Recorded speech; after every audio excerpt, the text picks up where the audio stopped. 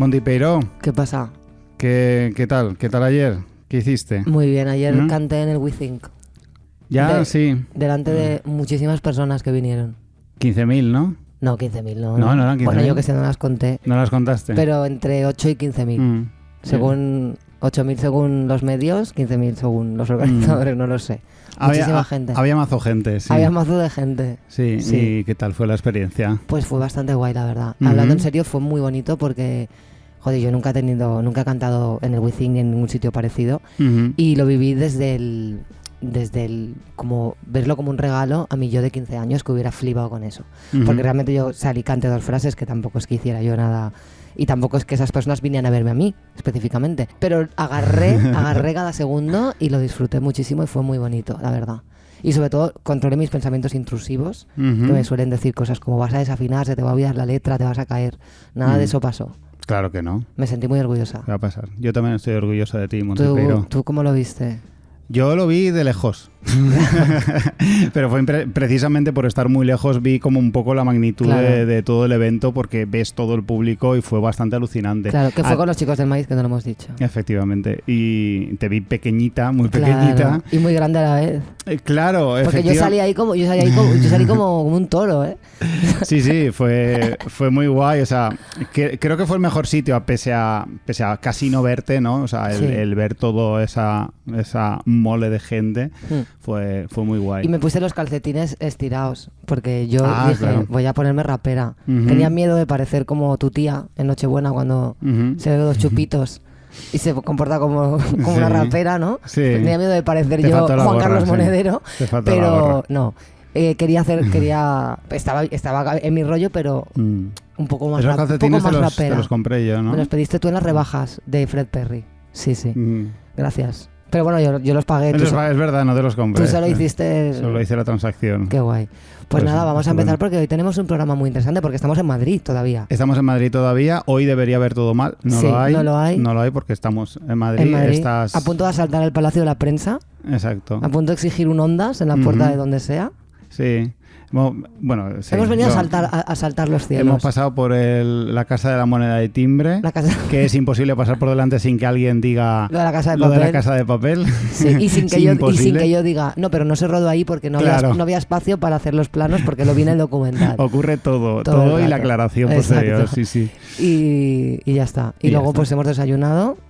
Yo tengo la voz un poco como el de OBK, la verdad, tengo poca voz, pero no pasa nada. Efectivamente. Vamos a empezar, va.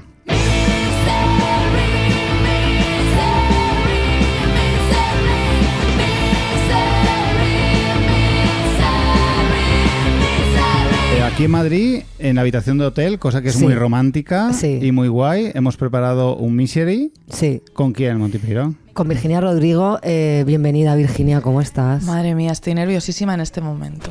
Bueno, porque estoy aquí viviendo, estoy cumpliendo un sueño. Sí, qué bien. Nosotros también.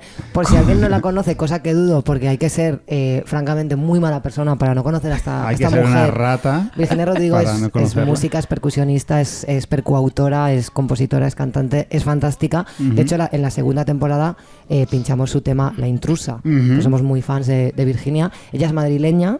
Bueno, no se puede ser. No se puede ser perfecta. No, pero Virginia es esa pica en Flandes del centralismo bien. O sea, centralismo con gente como Virginia, bien. Y bueno, pues la hemos invitado a nuestra habitación de hotel, que es menos guay de lo que nos gustaría, pero habitación de hotel al fin y al cabo, para hablar con ella. ¿Cómo estás? Estoy, ya te digo, muy fascinada, muy contenta de estar aquí. Este momento es maravilloso, por fin puedo conocer, porque a ti te conocí la semana pasada. Esto es un año hablando por WhatsApp y de repente todo junto. De repente yo no paro de venir a Madrid. Ya, muy increíble todo. Por fin estoy aquí y conozco en persona a Excaliburcio. Esto es una maravilla, estoy muy contenta y muy feliz. Encantada de estar aquí, además, en una habitación de hotel, que es que esto tiene como un rollo como glamuroso. Esto es una maravilla. Sí. Ahora luego cuando terminemos la destrozamos. Claro, hombre, como tiene que ser. Además, inundamos con agua de Madrid. Pero si tienen aquí tienen dobles ventanas, esto se puede romper un montón de ventanas. Hay que decir que estamos a 500 grados aproximadamente, porque Madrid con la calefacción tenéis un problemita. Personas, o sea, es que aquí bueno, no en todos sitios, porque en mi casa hace un frío de cojones. Vaya, por Dios. Pero hay que decir que son muy de la calefacción central y aquí estamos ahora mismo personas en tirantes real. Sí, la calefacción central. Yo es una cosa que en Madrid es verdad que valoro mucho cuando tienes mucho frío, entras a un sitio y te invade este calor calor. Sí, este calor seco. A mí además. no me desagrada el tema de ese recibimiento primero, después de estar muy sí, frío. porque en Valencia eso no tenemos. Eso no pasa. O sea, y cuando tienes la calefacción no la tienes puesta todo el día. Entonces, claro, pero también la razón, porque tenéis un clima que es mucho mejor. Es que aquí se hostia. está fatal, Sí, eso también es hay que la hostia. decirlo. Pero es verdad que los 2 meses de frío en Valencia se pasa frío porque no estamos preparados. Esto es un lugar común. Pero es que es verdad, esto hay que hablarlo también, ¿eh? Es imposible que unos valencianos y un madrileño Ya. se junten y no hablen del tiempo. puto clima. Y la humedad está a punto de salir en la conversación. De todas maneras, está a romper. Yo sé que esto es un lugar común y tal, pero a mí me parece importante decir que se está abusando en Madrid de la calefacción. Sí, yo para mí también estamos realmente usando la calefacción como siempre, estamos centralizando los recursos. Exactamente. Entonces tenemos Muchísimo aquí la gas calefacción natural aquí, muchísimo. Bueno, tú sabes que en Misery hablamos de miserias y de momentos desagradables o divertidos o lo que tú consideres de las carreras de las personas a las que entrevistamos. Si tú tuvieras que elegir el momento más misery de tu carrera... Es que a mí esta pregunta me sorprende mucho porque parece como que llamáis a la gente como para bajarlos del pedestal, ¿sabes? En plan, porque tú con tu carrera fulgurante y yo, claro, es que tengo muchísimos más momentos misery, entonces no sé por dónde empezar. O sea que igual aquí llamáis, claro, aquí como a gente. Lo último que escuché fue este chico guitarrista, tal, que hacen como giras, no sé qué, Tokio. Yo no sé por dónde empezar a contarte mis miserias, que son prácticamente constantes. Claro. Bueno, nosotros también, ¿eh? Quiero decir, nosotros también, si tuviéramos que contar miserias, podríamos eso es no parar. Elegir todo. Es prácticamente nuestra vida. O sea que, efectivamente. O sea que quizá mola más cuando... fracasadas. Yo construyo toda mi creatividad alrededor de la miseria. Claro. Momento más misery. Es que he tenido muchos. Realmente, además siempre se supera, porque por ejemplo me acuerdo una vez en México que me costó, la primera vez que fui, que me costó mogollón sacar ese bolo y tal, y vinieron 3 personas, entonces recuerdo que ese día... Pero bueno, tía, 3 personas en México no las lleva cualquiera, Tienes razón, creo que era la gente de allí, también te digo, creo que eran los del bar y tal. Bueno, esto fue terrible, y siempre pensé que iba a ser lo peor, pero luego siguieron pasando cosas horribles. Claro. Una vez esto fue fuerte. En Barcelona, esto fue increíble. En la presentación del disco con la banda, del primer disco, todo estaba fenomenal, todo fue fetén y de repente se jodió la PA. La PA es el sonido que va fuera, ¿vale? O sea, los altavoces, digamos, es lo que escucha la gente. Y de repente todo estaba bien, presentación de disco, banda, todo fenomenal, todo genial. Me fui a Barcelona para tocar con una banda específica y... se estropeó. Se jodió. Allí, en presentación del disco. Entonces, ¿qué fue lo que hicimos? No había sonido, todo estaba mal. Claro. Entonces cogimos el sonido de los monitores, que para que no tenéis por qué saberlo, los monitores es el sonido de dentro, o sea, lo que escuchan los músicos. Entonces giramos los monitores, hicimos se tocó que además los monitores suelen ser malos. Claro, los monitores son una referencia. Claro. Entonces... Y las hadas no invierten en monitores. No se ha invertido en monitores de las normalmente es el equivalente a que te den 2 yogures con un hilo. Efectivamente, es tal cual. Entonces fue un poco... y nosotros tocamos como con un monitor toda la banda y así fue. Súper agradable. Y así fue todo muy agradable. Y fue fue un pequeño horror, presentación toda la sala petada, todo así bien. Y estos son los que me vienen así, pero es diario para mí. Es curioso lo del sonido, ¿no? Porque creo que la gente que no es músico igual, claro, es normal, no saben cómo de influyentes para ti como músico el sonido. Cuando tú tienes unas canciones y tienes pues una banda y de repente eso suena fatal, no entiendes nada, no encuentras tu propia voz dentro de la canción, las guitarras suenan a rayos, o sea, cómo de desagradable es cuando tu propia música está siendo destrozada por el sonido, ¿no? Que tú estás ahí y te quieres morir. Es un infierno. Y en mi caso, como yo llevo una loop station, o sea, esto es que voy, grabo, entonces yo tengo que estar todo el rato escuchándome, porque si no, lo que grabo se desfasa, se desafina y ya luego queda todo el tiempo sonando en un loop, en el éter. En el loop infernal. En un loop que solo parará cuando termine la canción. Entonces, pues eso, en mi caso los monitores son innegociables. Los loop molan mucho y bueno, hemos visto cosas maravillosas de gente usando loop station, pero también se han visto cosas, porque claro, el loop se puso muy de moda y la gente se tiraba a piscina y hay gente grabando y creando bucles eternos de cosas horribles. Sí, sí, hay una persona que está ahora mismo, desde 2014, no ha dormido y está haciendo un loop. Esto es insoportable, es verdad que es muy pesado. Sí. El loop tal vez hace tiempo pasó de moda. Yo lo llevo porque hago muchos bolos sola. Claro, entonces, no es muy útil. Claro, no es tanto porque estoy aquí innovando, sino porque hago muchos bolos sola y como voy tocando todo, claro. Entonces lo llevo por una cuestión... Pero lo de la loop es muy 2014, ya estaría. Pero yo creo que está guay. Pero el loop bien usado no va a pasar de moda. Lo que pasa es que hubo un momento en el que cualquier persona, tu madre, tu tía, tu vecino, todo el mundo se compró un loop station sí. Y todo el mundo se creía productor. Sí, se ponía a chasquear los dedos. Exacto. Para hacer movidas. Ha pasado. Te grabo la percusión golpeando el móvil. Pues déjalo. Sí, ha pasado. Esto ha pasado como la percusión corporal. O sea, cortadlo ya. Sí. Chiquitú, piquití. Ya está, Lía. A mí me interesa mucho también porque tú eres multiinstrumentista. Tú eres percusionista de carrera, o sea, tu movida es la percusión. Y luego te lanzas a la guitarra, al bajo, a cantar. A mí el tema, bueno, yo también soy un poco multiinstrumentista, aunque en mi caso es como que me siento que no hago nada y todo a la vez, pero creo que eso también es síndrome de la impostora, que luego hablamos.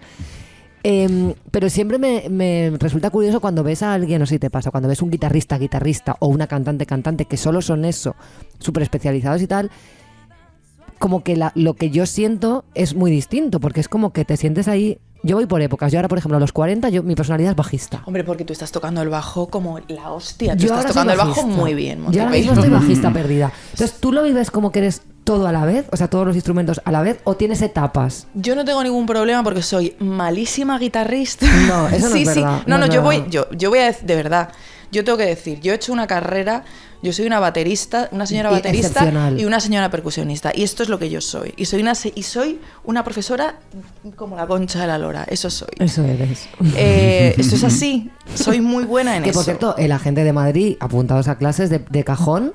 Sí, yo tengo una escuela maravillosa. No lo trabajo. No trabajo el djembe, ni la rasta, ni nada de eso. Yo trabajo cajón y percusiones orientales. Vale. Y es que realmente, estas son las cosas que yo digo, mira, esto es lo que yo hago bien, cariño. Yo esto lo hago bien. Vale, entonces tú te sientes percusionista. Sí, yo toco la guitarra, yo compongo con la guitarra, yo me acompaño con la guitarra. Y no soy una buena guitarrista, no pasa nada. Bajo, ¿no? Bueno, yo toco el bajo con 2 dedos y lo toco muy mal. Eso es real, esto es real, no pasa nada. Que lo toques, o sea, me refiero que hagas pocas cosas con él no significa que lo hagas mal. Pero es que yo toqué el bajo, claro, a mí me habéis visto una foto, yo es que la subo mucho a las redes porque esa foto es maravillosa, claro. Porque es que es muy bonita la foto, pero es verdad que esto me pillaron tocando una canción que toqué en la presentación del segundo disco. Vale. El bajo lo vamos a dejar. O sea, has sido bajista muy He sido bajista, sí, muy eventual. Y guitarrista sí, o sea, me acompaño a la guitarra, pero yo cuando voy bien voy con mi guitarrista, que ahí es donde yo voy fenomenal. Quiero decir con esto que yo no me raya porque no lo pretendo, entonces estoy tranquila, es como cantante.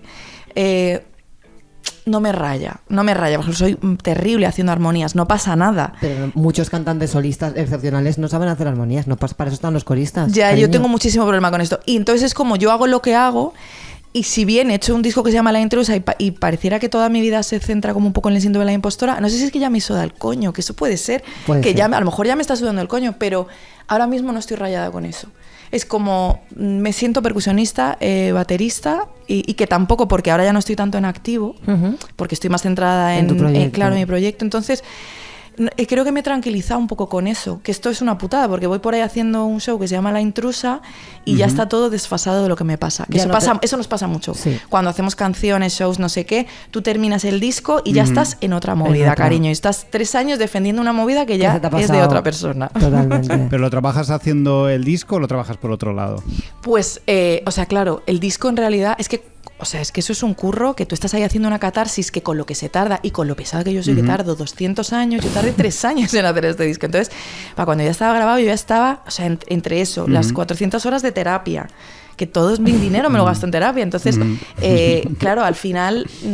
cuando ya vas el día de la presentación, tú ya estás de vuelta de tú todo ya has superado eso. todo. No, tú ya eres otra persona. A ti ya ningún síndrome de la impostora. Cero. ¿Qué impostora? Me parece como cerrar el círculo, ¿no? Presentar tu disco sobre el síndrome de la impostora con una seguridad. ¿Qué está pasando aquí? Soy la hostia, joder.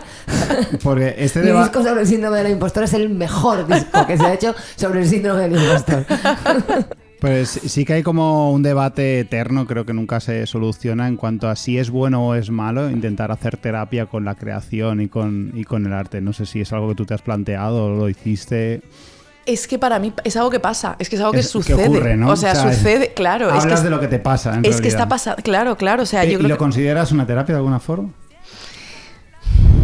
Es que es algo que sucede. Es que yo creo que cuando hacemos cualquier creación artística es que se nos ve el plumero. O sea, es que yo no sé, la gente... También lo mismo te digo, igual que la gente esa pesada que solamente hace canciones de amor, cariño, se te ve que estás vacío por dentro, colega. O sea, porque tú estás ahí como rayado con esa cosa y estás como chinao. Yo creo que hablamos de lo que nos interpela. Entonces, creo que sí que hacemos terapia. O sea, estamos haciendo terapia. Es que el arte es la terapia que llevamos haciendo, no sé... Claro. 7.000 años. Yo me acuerdo, por ejemplo, cuando yo empecé la música con mi primer grupo, que era como de rock and roll súper festivo, que, claro, las letras hablaban de rock and roll, de fiesta, de no sé qué, pero en realidad era un momento súper negro y súper jodido para mí. Y a mí me gustaba precisamente hacerlo como a la inversa. Es decir, estoy jodida, tengo 20 y pocos años, vivo en un piso de mierda, mis perspectivas de futuro son terribles. Entonces hacía como una especie de alquimia emocional ahí con... lo que tengo es un sentimiento muy potente, muy negativo, lo voy a transformar en una canción completamente superficial que hable de voy a salir y me lo voy a pasar bien.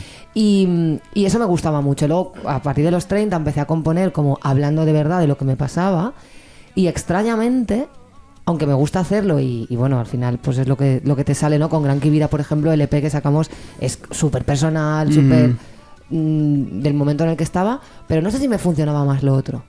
O sea, fíjate que hablar de chorradas compuestas desde la energía de estoy en la mierda y necesito transformar la mierda en algo divertido, me funcionaba muy bien. Es que esto es muy interesante en realidad, porque yo acabo de decir una cosa, no sé qué era, estáis vacíos, pim pam. Bueno, estaba pensando como en un tipo de artista pesado. No, a ver, Pablo Alborán y todos esos están vacíos. Esta gente está estos vacíos, muertos por dentro. Porque además son lugares, realmente el amor en la música es un lugar común en realidad, no se está hablando de nada en realidad. No, es coñacísimo. Pero es muy interesante esto que dices, efectivamente. Y además creo que refleja mucho este momento que estamos viviendo, donde, que yo siempre digo, ella boomer un poco, estáis súper despolitizados, nos estáis jodiendo con el trap y con el dinero y con el no sé qué.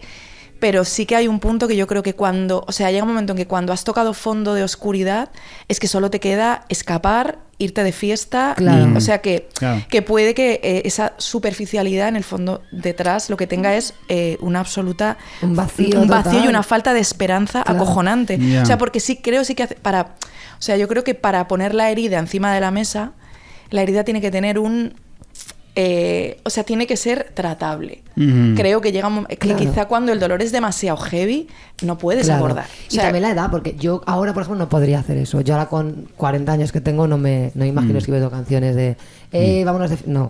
Ahora si hablo. Claro. Pero con 20 sí que tenías como esa posibilidad de camuflarlo porque tienes 20 y lo que se espera de ti es eso, y canalizar como tu mierda a través de la superficialidad que te daba ese oasis ahí, ¿no? Sí. No. O sea, que también es una forma de ser, o sea, que yo qué sé, yo soy un poco sincericida en mi vida en general, entonces es verdad que es un nivel de exposición muy grande. Yo en mi show hago, diría que es autoficción, pero es que no es autoficción, o sea, soy yo contando mi vida y mis monólogos soy yo contando mi vida, entonces... Esto es verdad que que depende también un poco de las personas. Yo que sé, gente que de repente es más poética y yo creo que soy un poco más literal. A lo mejor Melendi en realidad está ocultando ahí cosas... Te lo digo ya que sí. Es fuerte porque ayer en el We Think hay como un Wall of Fame de la gente que ha tocado ahí, ¿no? Y firman. Y habían puesto al lado la firma de Melendi y la de Ghost. Hostia. Que es un poco como... Qué guay.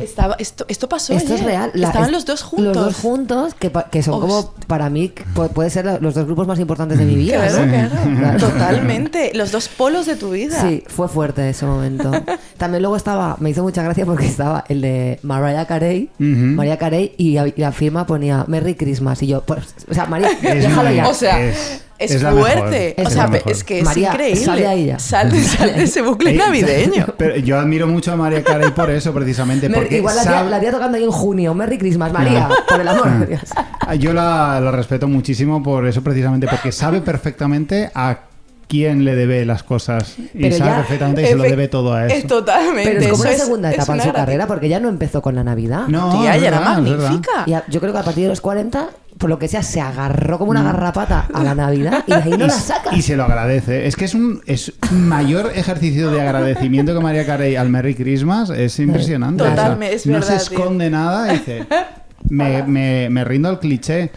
No. ¿Creéis que ella es de esa gente que se deja el árbol de Navidad seguramente hasta junio? No, ella, su casa está... Claro, toda su casa, o sea, ella nunca baja de ahí, o sea, ella está ahí, o sea, ella duerme con una especie de mono de Navidad y en verano va con un conjunto navideño picardías ligero. Claro, Navidad de verano, ¿no? Claro. Hostia, qué maravilla, me gusta mucho esta idea. ¿Tú has pensado sacar tu tema navideño?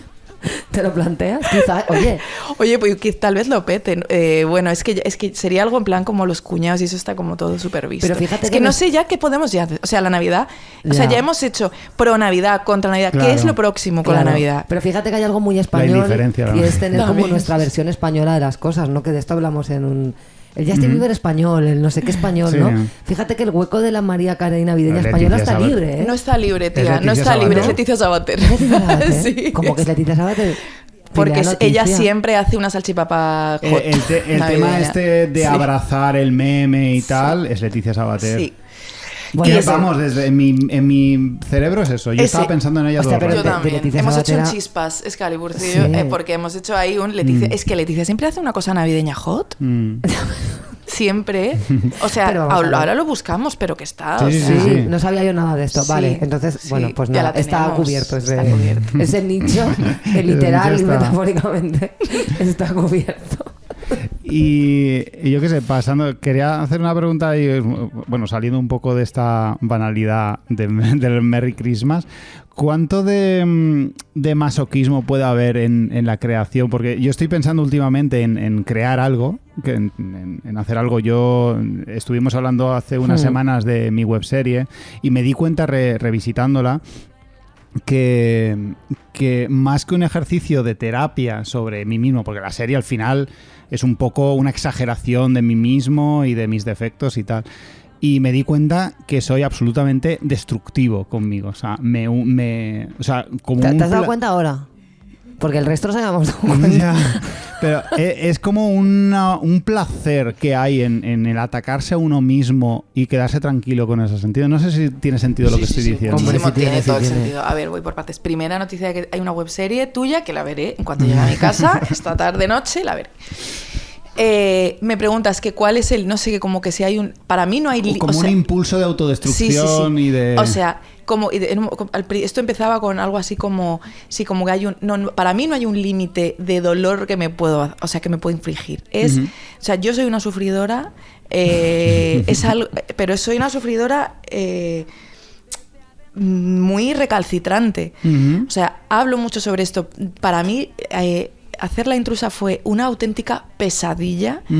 Yo muchas veces te escucho en el podcast y digo, si es que este es de mi team de los sufridores, somos un puto coñazo, somos una gente que no puede parar de sufrir y llega un momento en que ya es cansino, pero también tenemos que abrazar esto, o sea, porque encima sufrir y sentirte mal porque sufres ya es el acabose. La matriosca ahí de... Claro. Entonces, creo que es algo que hay que aceptar porque no se puede evitar. Yo me he sentido muchas veces muy inadecuada porque es como hay algo que yo estoy rota porque, o sea, yo siempre me imagino que la peña crea desde un lugar como un poco más placentero. O sea, para mí el proceso creativo es y me rompo y lloro y sufro y me siento, o sea, soy muy pesada con esto. Creo que los 40 me están aligerando. Los 40 me están viniendo muy bien porque me están aligerando esta cosa. Entonces, yo te entiendo tú esa cosa un poco recalcitrante del sufrir. Creo que lo ideal es como ir hacia la luz. Esto creo que está ok si se va aligerando. Sí. Quizá si la cosa va un poquito hacia abajo, es el momento de hacer algo. Claro. Pero yo te entiendo que hay algo... Es que incluso, hay algo en la exposición, yo a veces digo, hostia, te sobras un poco. O sea, en el directo hay como mucha exposición y luego a veces algo ahí un poco como se me ha ido la olla, ¿no? Bueno, es que es mi manera de atravesarlo. Yo lo que hago es que lo acepto. No sé si estoy respondiendo a algo o si estoy yendo por la tangente. Has dicho algo que yo he vivido alguna vez con un proyecto que yo tenía antes, que como que yo empecé a hacer también como una especie de monólogos y tal. Tú también eres del equipo de hacer risas a través del dolor y aquí estoy haciendo humor porque soy una persona completamente hundida. Hundida y destruida. Claro. Y a mí me pasaba eso que has dicho, ¿no? Que a veces me iba a casa con una sensación como de vergüenza, como de culpa por haberme desnudado mucho, cuando en realidad todo el mundo se había reído mogollón. Y seguramente la gente no había detectado. Yo ahora mirando atrás veo dónde estaba en ese momento el más gracioso de mi vida, porque estaba en la mierda. Es que eso siempre pasa. Eso es así. Y entonces, no sé, como que yo pensaba, pero joder, si yo he contado algo, que he hecho algo con mi mierda, a la gente le ha encantado, se ha reído, la gente estaba cómoda, no es que yo creara ahí momentos incómodos de voy a contaros mis mierdas, no, era cómodo, porque luego yo me sentía así. ¿También te pasaba entonces? Sí, es que yo creo que hay veces que esto nos ha pasado, que seguro que os ha pasado 1000 veces, que como enfrentáis las cosas desde la coña, a veces cuando se lo contáis a alguien, o sea, es que hay algo que es sanador, pero es profanador también. O sea, estás como profanando y sanando a la vez. Entonces hay veces que de repente alguien habla de tu drama desde tu código de humor. Bueno, ya, y tú dices, perdona, o sea, esto lo hago yo, o sea, tú no puedes decir esto de mi puta vida. Claro. O incluso que la gente no entienda, a mí me ha pasado a veces, que de repente veo a la gente banalizar, amigos, personas muy cercanas, que digo, no, o sea, esto solo lo puedo hacer yo. Entonces hay algo sanador y hay algo profanador y es que es todo muy complicado y son las complejidades de la vida.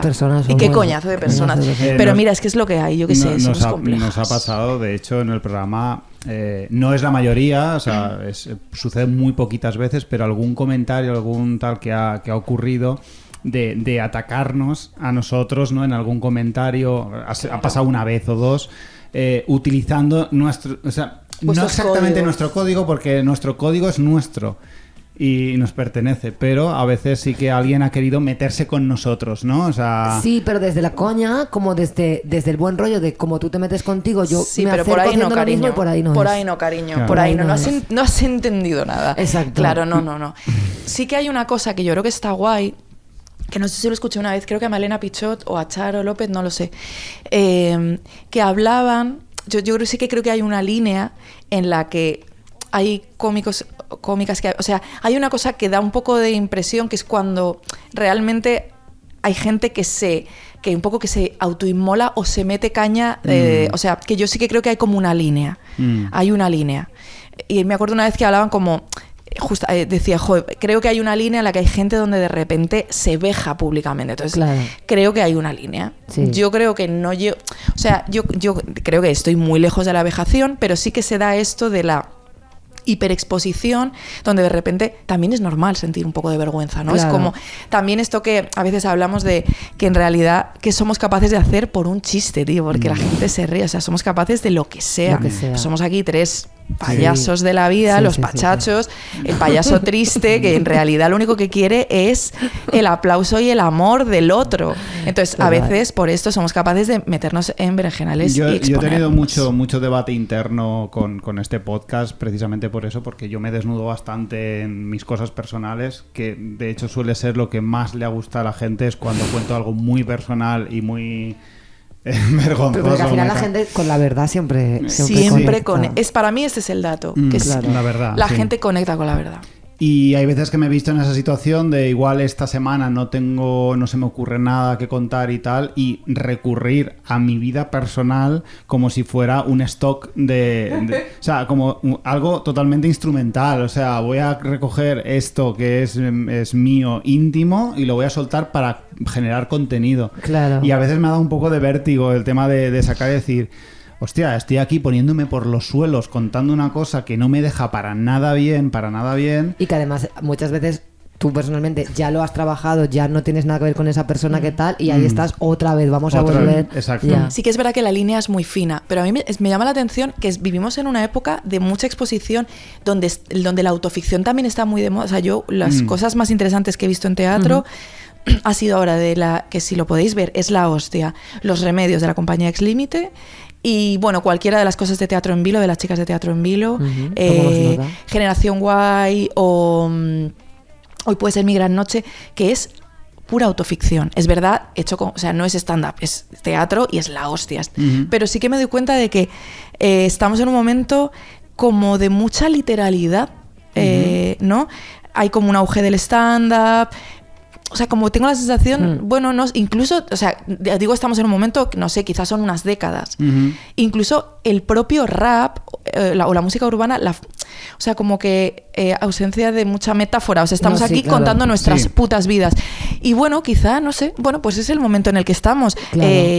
Quizá antes se utilizaba la poesía y la metáfora porque había un pudor o porque, yo qué sé, o porque había más recursos o había más, no sé. Lo que tú siempre, que esto es una cosa que tú siempre le has criticado a Melendi, por ejemplo, la ausencia de metáforas y la literalidad. Y a lo mejor él iba por delante, era un visionario. Una vez más. Era un visionario total, la literalidad. Molaría que a lo mejor, como que realmente Melendi sea como el Van Gogh de la música, ¿no? O sea que dentro de 100 años, para mí 200 años, la gente está flipando con Cheque al Portamor, en plan... ¡Qué locura! ¡Qué locura! O sea, quiere decir que realmente no lo supimos, no estábamos preparados. ¡Qué ejercicio de la literalidad! Claro, el precursor de la literalidad, Ramón Melendi. Creo que esto literato literal y aliterado también.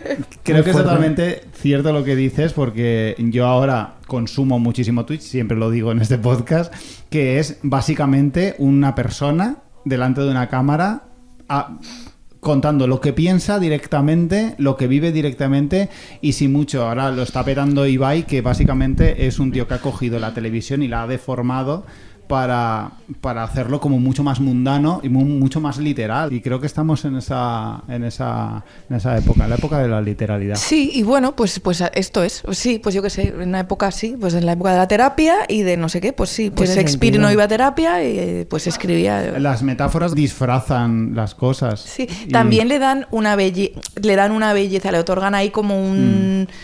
Le dan una belleza que a lo mejor nosotros no, pero mira, somos como es hijos de nuestro tiempo. Exacto. Y hablando del tiempo, y hablando de literalidad, y hablando de estas cosas, tú y yo empezamos a hablar más a raíz de compartir nuestra crisis de los 40, que estábamos a su vez compartiéndola en Instagram totalmente, o sea, que compartiendo esto y exponiendo al mundo que no estábamos bien. Y entonces ahí conectamos. Entonces es inevitable este podcast, esta temporada, la cuarta, casualmente la cuarta. Claro, todo gira en torno a esto. Somos personas de 400 años aquí. ¿Tú cómo lo llevas? Bueno, yo estoy fenomenal, como bien sabes, porque vivimos prácticamente mandándonos audios de 7 horas y media y más cosas que no podemos adelantar. Yo estoy muy bien. Yo estoy en el periodo... No estoy tan venida arriba como... O sea, todavía no sé qué me pasa, que no estoy en el modo todo el mundo está enamorado de mí. Estoy pasando como un pues pequeño... Yo estoy convencida de que todo el mundo está enamorado de ti. Muchísimas gracias. Mi megalomanía es sensible a ti también. No tengo la menor duda. Yo tengo que... Este es como el pasito que me falta, pero yo estoy fenomenal. O sea... Esto que hablamos antes sobre el sufrir es como... Para mí los 40 ha sido como un aligerar, un que me suda el coño todo. Sí. Solo quiero estar bien. Además, tengo como he ido como encontrando los recursos para estarlo. Tengo una red de amigas maravillosas. Estoy como en un momento muy top de mi vida. Qué guay. Esto que hablamos, que para mí los 40 son los 20 bien, ¿no? Ay, sí, es como que hay una noción de finitud muy clara. O sea, para mí son los 20 bien porque no vienen de la puta idea de, oye, tengo 20 años, pues soy un pollo sin cabeza. Claro. Vienen de la noción de finitud. Tú te das cuenta de que esto es finito, que esto... Y entonces hay como una especie de ganas de vivir. Todavía estamos fetén, porque estamos fetén aquí las personas, estamos genial. Estamos genial. Y creo que es una década, o sea, estoy a tope con los 40. Yo también. Pero a tope, o sea, siento la energía de los 20, pero ni sufro lo que sufría. O sea, estoy como, lo siento, estoy en el puto top. Claro, qué bien, qué bonito. Hablamos mucho de esto, Virginia y yo, y compartimos... Bueno, esta moneda rusa en la que un día estamos alisándonos la cara con un rodillo de cuarzo que no funciona. Quiero decir, no lo hagáis. Porque no lo hagáis. Esto es ridículo, porque tú te ves un día en tu cuarto de baño pasándote un rodillo de cuarzo por la cara con la intención de qué. ¿Qué esperamos obtener? ¿Que el rodillo de cuarzo? Es que además, perdona, eso no actúa en profundidad. No actúa en profundidad. A lo mejor, mira, tú puedes creer o no en el yoga facial, pero de verdad, no crees en el rodillo de jade. El rodillo de jade no. Pero claro, ¿qué esperamos? Quiero decir, ¿qué espera una persona que se pasa un rodillo de jade por la cara? ¿Que se vayan las arrugas o algo? Si fuera así, o sea, no puede ser así. A ver, lo que nos pasa es que nos estamos agarrando un clavo ardiendo porque realmente esto no lo vimos venir. O sea, Lo que sucede con los 40 es que tú vienes, yo os lo juro, o sea, yo con los 30, yo decía... Yo estoy o sea, es que tú con 30, que no sé qué te crees, tú con 30 estás más o menos como con 28. Sí. Entonces yo me veía y decía... O sea, os juro que yo pensaba que iba a estar así siempre. Siempre. O sea, esta idea estaba en mí, esta idea loca estaba en mí. Entonces, un día dije, ¿cómo? Entonces, es que estás en shock. Entonces, te pasas un rollo de jade y rezas 3 Ave María si hace falta. Claro, o sea, tú vas a hacer lo que haga falta, porque de repente está pasando algo que realmente te lleva a un lugar que jamás hubieras imaginado. Claro, porque además, como tú, los 20, ¿no? La postadolescencia y los 20 son una etapa tan identitaria y tan de búsqueda de la identidad, aunque no nunca la encuentras, porque realmente tu identidad la encuentras más a los 40 que a los 20. Absolutamente. Pero tú has forjado tu autoconcepto, lo que tú eres, con tu cara de los 20. Y te pasas el resto de tu vida buscando en el espejo a esa persona que ya no es y que ya no será. Es fuerte. Y dejarla ir, o sea, dejar ir a tu cara de los 20 y decir, bueno, esa cara ya no está, esa tercez, ese brillo, ese glow que tú pensabas que iba a estar así, eso se ha ido. Y es curioso porque es una tontería, porque claro, ¿qué esperábamos? ¿Ser siempre jóvenes? No, pero cuando tienes 20, y esto es una idea que últimamente he pensado mucho, cuando tienes 20, tú no crees que tienes 20, tú crees que eres 20. Totalmente. Y crees que la gente de 40 no tiene 40, crees que son de 40. Es y lo han súper sido clave siempre. esto que dices. Y hace poco me dijo, o sea, me pasó la típica situación que me pasa mucho y se supone que es buena, pero últimamente me molesta un poco, que es que cuando digo mi edad, se monta y estoy con gente más joven que no sabe mi edad, todos como que me validan, ¿no? Y me dicen, pero, ¡buah, 40! Pues pensaba que tenías 30, no lo pareces. O sea, me están diciendo, eres buena como mujer de 40 porque no parece que tienes 40. Y aunque es un piropo, estoy empezando a plantar cara con esto, porque no hay nada malo en aparentar 40 ni en tener 40. Y te miran como un bicho raro, porque es como, wow, tiene 40, pero es como nosotros. Cariño, tú tienes 20 y yo también tengo 20. Dentro de mí hay una... O sea, yo tengo 40, tengo 30, tengo 20, tengo 10. Quiero decir, son capas que se suman. No he nacido con 40 años. Joder, dejad de tratar a la gente de 40 o de 50 o de 60 como si fuera la edad una cosa estática. Pero es que para mí es que esta es la revolución que hace falta. Sí. Y es bueno, ya lo sabemos nosotras que hace falta. claro, y ya nosotros vamos a tomar clarísimo. cartas en el asunto, esto es así.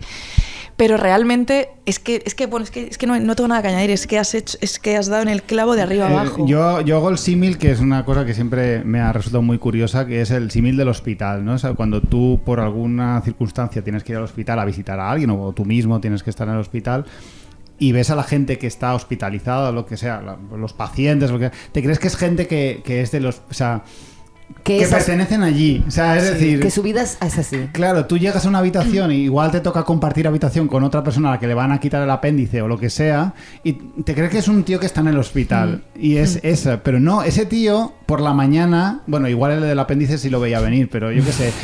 La gente que está en el hospital no esperaba estar en el hospital. Y la gente de 40 no esperábamos tener 40. Claro, nos ha sobrevenido. Y una de las razones de mi crisis brutal, brutal de los 40, tampoco es una crisis brutal, pero... Un poquito.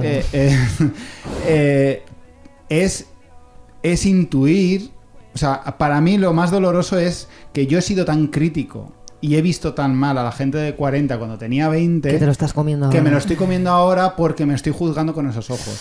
A mí mismo. Porque creo que la gente de 20 me está mirando así. Porque cuando tienes 20, cariño, juzgar a la gente de 40 es un puto boomerang. Así que cuidadito con lo que lanzáis. Absolutamente, me parece Cuidadito muy bien con lo que lanzáis. No pasa nada porque ¿sabéis lo que pasa? Es que en el fondo, a ver si nos damos cuenta, es que los 20 están tan sobrevalorados. Totalmente. O sea, es que ya está bien. Ya es está. que porque nosotros también le estamos dando... O sea, como... Hijos de puta. O sea, porque en el fondo le estamos dando un poder que también, claro, que hay que quitárselo, eso se va a acabar. Esto se va a acabar, Esto Montipeiro, se va a esto se va a acabar, 20... Escaliburcio Ramón, esto se va a acabar. Os lo digo que yo, además, como soy una megalomaníaca, porque estoy en plena crisis de los 40, yo siento que tengo el testigo de hacer esa revolución. Totalmente. Y así va a ser. Somos las elegidas. Somos las elegidas, esto es así. Sí. Y de verdad os lo digo, o sea, yo sí que, a mí me parece que sí que hay una intencionalidad por parte del sistema de enfocar todo a esa edad, porque es la edad en la que estás absolutamente vulnerable, donde te pueden vender la puta moto, donde te pueden explotar, es que es facilísimo. Entonces, es que no es casual en concreto que las mujeres seamos invisibles a partir de los 40 porque nos convertimos en putas, brujas, diosas, hechiceras. Sí. Esto yo sé que está muy manido, pero es que es así, es que es literal. Sí. Yo sí que quiero dejar, porque estoy acordándome que ayer cogimos un taxi y tuvimos una conversación muy divertida con la taxista que nos llevó a un sitio y ella tenía 58 años y nos preguntó la edad porque estábamos hablando, se equivocó de sitio, nos llevó a no sé qué discoteca y le dijimos, no, mira, iba gente de 15 años, pues no es nuestro rollo, pero ¿qué edad tenéis? Tal, y ella nos dijo, pues parecéis más jóvenes. ¿Y qué edad tienes tú? 58. Pues pareces más joven. O sea, que esto lo hacemos todas, todo el rato. Entonces, igual es el momento de dejar de valorar a la gente y de reforzar que eres guay porque pareces joven. Porque esto es otro boomerang y esto es un arma. Es decir, no pasa nada. O sea, la juventud no debería ser en sí misma un valor. Totalmente. Ya está bien. Y esto se tiene que acabar. Sí. Porque no puede ser, porque luego tú estás toda tu vida con un rodillo de jade en la cara, haciendo cosas rarísimas, haciendo yoga facial. O metiéndote en un grupón, peor puede ser, como alguna amiga que se ha metido en un grupón y te ha venido con la boca así, que tú dices, no por favor, amigas, si os da la bajona, no vayáis a un grupón, id a un sitio. Si tenéis que hacerlo, primero preguntad a una amiga cercana. Claro. Antes de ir a hurtadillas a inyectaros cualquier cosa o con un grupón, siempre vais a una amiga. Porque además, inyectaros cosas de verdad no os va a hacer parecer más. ¿Qué es lo que estáis buscando? Si te hace ilusión tener unos labios de criatura de las profundidades abisales, pues te lo pones. Claro, pero que sea por eso. Pero que sea porque quieres, no porque sea que si a ti te gusta mucho H.P. Lovecraft, tú te pones esos labios. Pero que no sea porque crees que esos labios te van a dar una juventud, porque no te la van a dar. No te la van a dar. Nada te la va a dar. Nada te la va a dar. Y no está mal. O sea, a tomar por culo la juventud. Es que lo que hay que hacer es el duelo. Esto es un duelo, amigos. Entonces, hasta que no entendamos que esto es un duelo que hay que atravesar, es que estamos, o sea, vamos a estar haciendo cosas raras. Es un duelo, sí. Hay alguien que se ha muerto. Hay algo de ti que se ha muerto. Entonces vamos a hacer aquí el ritual de paso que haya que hacer y se acabó. Y se acabó, ya está. A mí me pasa que esto lo hemos hablado, yo creo que tiene un potencial muy, muy guay. Que es que yo, esto del duelo, yo lo he reflexionado mucho y yo trabajo activamente para dejar ir a mi yo de 20, que está guay, estuvo bien, esa persona vive en mí, pero ya no soy yo. Y entonces yo me planteo como mi yo de 40 con ilusión, ¿no? Y entonces me proyecto imágenes mías como vestidas y como con traje chaqueta de Chanel, como con gafas de sol muy grandes, como la mujer adulta la encaro con ilusión de que ahora puedo elegir por ser una mujer de estas que parecen que manejan muchísimo poder y dinero, aunque sea una desgraciada, ¿no? Y entonces pero no sé cómo hacer la transición, porque claro, yo no puedo pasar de llevar unas Vans y una camiseta de Animal Print, que es lo que llevo siempre, a pasado mañana entrar por esa puerta con 2 piezas de Chanel. Bueno, de Chanel no sería, de AliExpress, ¿no? De Massimo Dutti. De Massimo Dutti. ¿Cómo se hace eso? O sea, ¿tú esas transiciones? Bueno, amiga, esto lo hablamos hace unos días, justo antes de tu maricondo. Yo creo que esto hay que hacerlo de a poquito. Igual se puede empezar con un buen maricondo, que yo creo que esto está guay. Sí, yo hice eso. A mí tú me dijiste, haz esto, yo lo hice. Tu maricondo se suelta. Y yo creo que hay que hacerlo de a poco. O sea, hacer maricondo es tirar cosas y ropa. Claro, se hace maricondo es pues la señora esta que hizo, pues que bueno, pues sí, que lo petó en Netflix durante una semana. Es que yo me leí el puto libro, marico. ¿Sí? Es que yo fui muy a saco con esto. Yo hice el auténtico, tiré toda la ropa, hice todo. Y para mí, y esto fíjate, lo hice como con 39, me parece. Y es que claro, a ver, un duelo es todo un proceso. Entonces creo que este tipo de cosas ayudan, ¿no? Es como, tú haces tu maricondo, tú tiras esto. Yo llevo también unos años haciendo esta transición. Claro, yo es que me corté el pelo. Yo hice ahí como una serie de cosas, me corté el pelo. Hice más rito de paso. Hice ahí como un rito de paso. Y bueno, yo lo voy haciendo de a poco, tía. Me voy quedando cosas. Yo estoy eligiendo también en la estética un poco en base a lo siento, pero en base a la comodidad. Quiero decir, no voy a ir de quechua, esto siempre nos vamos a avisar unos a otros el día que nos convirtamos en una especie de persona que va como vestida de quechua. Esto no lo vamos a permitir, pero hay como muchas líneas estéticas. Sí. Yo he decidido que llevo como una línea rollo ropa ancha, no sé qué tal. Claro. Entonces llevo unos años haciendo esta transición, pero ve haciéndolo de a poco, amiga. Sí, a ver, en realidad son como fantasías, porque yo en realidad me siento bien con mi estética actual y no sé hasta qué punto la voy a cambiar, pero lo veo como desde la ilusión de, joder, soy una mujer, ¿no? Ahora, soy una mujer, soy una señora, entonces tengo un abanico ahí de posibilidades que puedes luego crearte tu propio avatar. Yo, por ejemplo, una cosa, yo en mi casa voy vestida bueno, doy muchísima vergüenza. Este año me compré pijamas buenos porque yo por mi casa iba en bragas y con una camiseta raída y con unas zapatillas que me regaló mi madre de esa por casa que son de Holanda. No sé por qué, porque mi madre, que yo sepa, no es de los Países Bajos. Son como una especie de zuecos, de forma de zuecos, pero de peluchete. Como una cosa horrorosa. Horrible, pero claro, yo pienso, joder, pues si tengo esto lo utilizo, ¿no? Le doy un uso, ¿no? Tampoco estamos el planeta como para ir desechando recursos. Yo por mi casa daba mucha vergüenza. Entonces tomé la decisión de invertir en buenos pijamas. Y yo a mí misma me imagino yendo por casa como estas señoras glamurosas que van con una bata, y una copa de vino.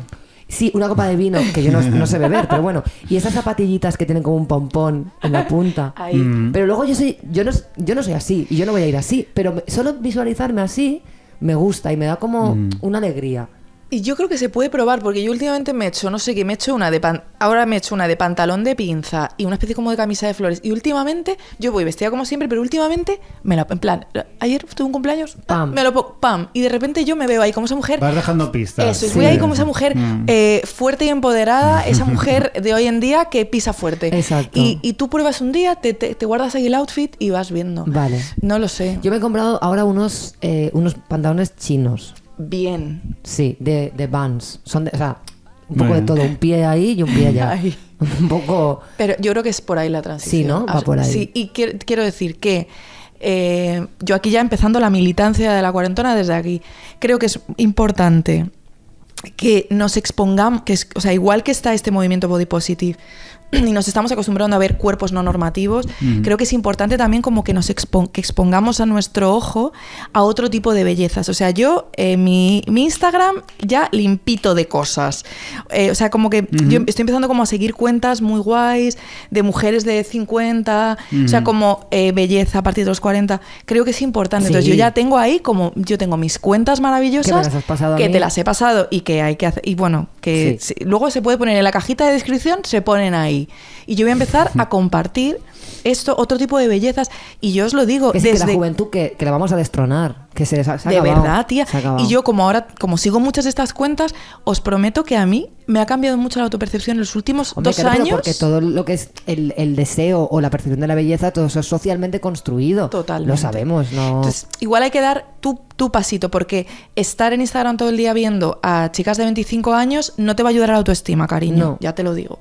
Entonces, un poquito de tener otros referentes, seguir a otras personas, claro. En fin. Es muy curioso porque realmente el hecho de que simplemente estén presentes y se vean, el decir toda esta gente existe y esta gente es otro tipo de belleza o realmente estamos hablando de belleza en general. Sí, claro. Y todos lo sabemos y creo que nosotros hemos llegado a los 40, somos bellos y somos bellos, joder. Mucha gente de 40 es bella y yo me he encontrado, yo he tenido relaciones con tías de 30 y de 40 que cuando yo tenía 20 creía que eso era como lo peor, ¿no? Cuando yo tenía 20. Ya, está hablando con 2 mujeres a las que nos han socializado en creer que cuando tienes 20, acostarte con tíos de 40 es lo mejor. Ya, pues es un poco lo contrario. Y cuando he llegado a ese punto he dicho, pero esto es maravilloso. Claro. Pero esto es estupendo. O sea, claro. ¿Qué cojones? Ya no estamos hablando de que a ciertas edades es como un poco peor, tal. No, es que bastante guay. Y es que fuera de coñas, yo de verdad, lo digo de verdad, yo no sé cómo será, o sea, yo creo que luego hay una siguiente línea que es la de los 50 que tendremos que ver qué coño pasa. Pero sinceramente, estamos las personas fenomenales, estamos todos, o sea, yo aquí las 3 personas que estamos estupendos. Superbién. Entonces, que es una realidad, o sea, que yo lo veo y digo, sí, me gusta esta gente. Claro. Sí. Pues bueno, con esto vamos a tener que cerrar porque es imposible. Aquí entre el calor, la habitación, todo. Madrid, que ahora vamos a ir al Palacio de la Prensa a saltarlo. Me ha hecho mucha risa que de lo primero que ha hecho Virginia al entrar en la habitación ha sido beber un vaso de agua del grifo. Sí. Como buena madrileña, diciendo, por favor, necesito recargar las pilas con un buen vaso de sabrosa agua de mi tierra. De aquí, de Madrid. De aquí, de Madrid. Pues muchísimas gracias, Virginia. Gracias a vosotros. Ha sido un placer tenerte, te admiramos, te queremos mucho y... Un montón. Y antes de irnos nos vas a tener que decir una canción, ve pensándotela. Mientras tanto vamos a dar las gracias. ¿A quién? Pues a los nuevos Patreons, que es una persona que se llama Bruno Bruno, bienvenidísimo. Eres una persona excepcional. Sí, es estupendo. Bueno, yo no quiero hacer spoiler, pero es mi marido, creo. No sé si es mi marido o mi exmarido, no lo tengo muy claro. Parece ser que es mi exmarido. Pero qué maravilla, me encanta. Es una persona excepcional. Y cuidado que no tengo nada que ver con esto, porque hace 3 meses que no vivimos juntos, así que eso ha sido de motu propio. No es porque yo le haya obligado. Exacto. Pues haced como Bruno, apoyadnos. ¿Qué nos quedan? ¿10 pavos para nuestro objetivo de 300 euros? Puede ser. 300, o sea, quiero decirte, merecidísimos, 10 euros para merecidísimos para euros. El siguiente eslabón de precariedad, pero que está muy bien. Una cosa con esto de los 300 euros, alguna vez he comentado con algún amigo este tema del Patreon y tal, y cuando lo digo 300 euros me pone una cara como de sorpresa diciendo, ¿en serio 300 eurazos os lleváis? Pero entre los dos. Sí, entre los dos. Claro. A mí me parece que, pues, o sea, me parece poquísimo. Poquísimo. Pero poquísimo. Casi todos mis amigos me ponen una cara como diciendo, que ganáis dinero con esta Pero mierda. en serio, o sea, yo lo veo y digo, ya está. O sea, que 300, por los putos, o sea, que mínimo 300 cada uno. Esto es poco a poco. Estamos muy agradecidos a las personas que nos dan su dinero. Esto es fuerte. Claro. Y os queremos muchísimo, sois unas personas excepcionales. Y bueno, pues si queréis que os nombremos aquí y os hagamos la pelota, claro que sí. Patreon.com/todo mal. Yo sé que hay gente, porque a mí me lo dicen, que es que yo me quiero esperar para cuando pueda ser de esto de los 6 euros. No me acuerdo cómo se llamaba. Mecenas normal, ¿no? Vale, sí. No, si tú tienes para ser rata, ser rata. Pero si ser rata es lo mejor. Ser rata o perrete está súper bien visto. Perrete mojado es el mejor apodo que puedes tener. Por cierto, muchísima calidad de perros aquí en Madrid. He visto perros muy guays con jerseys. Es lo que más se lleva, sí. Entonces, ya está. Vamos a despedirnos con una canción de Virginia Rodrigo. ¿Cuál quieres que escuchemos? Intensidad. Vale, pues estupendo. Pues genial. Pues con este temazo. Sí, y yo que os quería dar las gracias, que me hace muchísima ilusión y que os quiero muchísimo y que estaría aquí 6 horas y que a ver cuándo volvéis o cuando yo voy a Valencia, porque me encanta muchísimo estar con vosotros. Es mutuo, te adoramos. Y todos nuestros oyentes también te van a adorar porque es así, son gente muy guay. Entonces nada, nos vamos y la semana que viene más y o peor.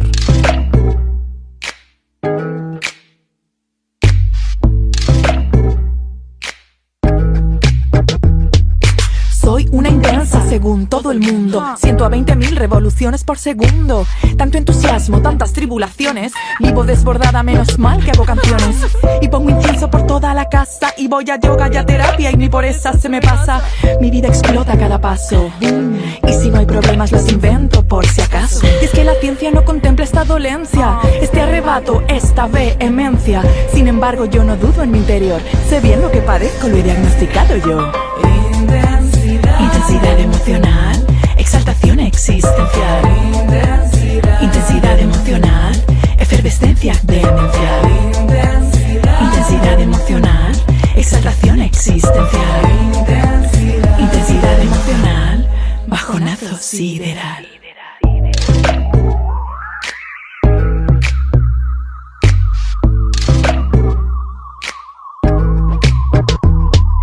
Ser tan pasional puede ser mortal. Yo cuando empiezo no sé parar. Si la vida es una feria me monto en todo. En esta montaña rusa subo, bajo, río y lloro. Harta me tiene la gente estable, tan equilibrada, tan respetable. Así que piensa antes de dar tu opinión. ¿Qué sería de este mundo sin personas como yo? Y es que la ciencia no contempla esta dolencia, este frenesí, este arrebato, esta vehemencia. Sin embargo yo no dudo en mi interior. Sé bien lo que padezco, lo he diagnosticado yo. Intensidad emocional, exaltación existencial. Intensidad emocional, efervescencia demencial. Intensidad emocional, exaltación existencial. Intensidad emocional, bajonazo sideral. Intensidad emocional, exaltación existencial. Intensidad emocional, efervescencia demencial. Intensidad emocional, exaltación existencial. Intensidad emocional, bajonazo sideral.